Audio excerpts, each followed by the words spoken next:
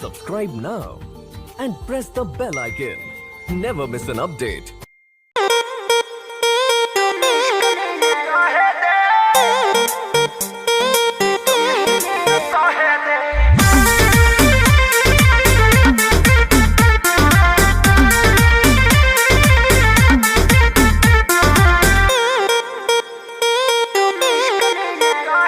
मेरे बाबू मेरे सोना तुम इश्क में ना रोना, मैं लाख ब्रेकअप कर लो तुम ही मेरे होना।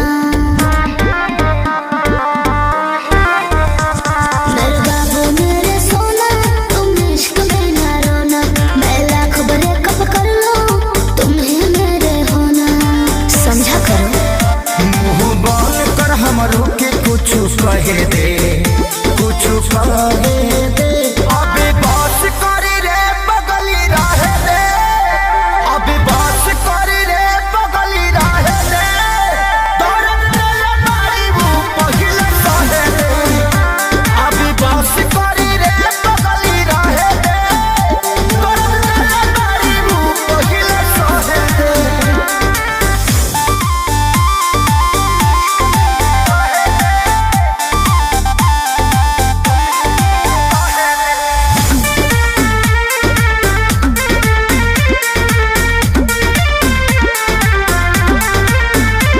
मैं उतना गलत नहीं हूँ तुम जितना समझते हो।